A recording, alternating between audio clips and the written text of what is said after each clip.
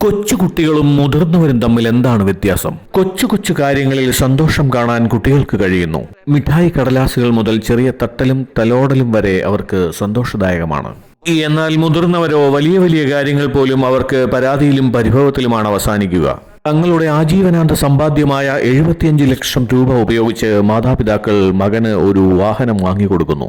എന്നാൽ അവനോ നിറമിഷ്ടപ്പെട്ടില്ല എന്ന് പറഞ്ഞത് തോട്ടിൽ കളയുന്നു. നോക്കൂ, ഒരു വ്യക്തി വളരും തോറും അവനിൽ അസന്തുഷ്ടിയും വളരുന്നു.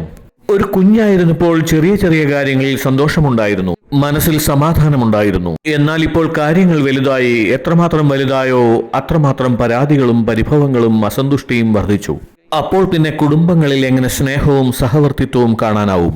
കുടുംബങ്ങളിൽ പരസ്പര സ്നേഹമില്ലാത്തവർ ഭഗവാനെ സ്നേഹിക്കാൻ നടക്കുന്നു. വ്യക്തിപരമായ ആചാരങ്ങളില്ലാത്തവർ സമൂഹത്തിന്റെ സദാചാരത്തെക്കുറിച്ച് പറയുന്നു. ഇത്തരം സാഹചര്യങ്ങളുടെ ദോഷം എന്താണ്? ഇതിന്റെയൊക്കെ മൂലകാരണം എന്താണ്? നമ്മൾ വ്യക്തികളുടെ സംവേദനങ്ങളെ സങ്കീർണമാക്കി. നീ സ്വാർത്ഥനാവൂ, നീ നിന്റെ കാര്യം മാത്രം ചിന്തിക്കൂ എന്നാണ് നാം അവനെ പഠിപ്പിച്ചത്.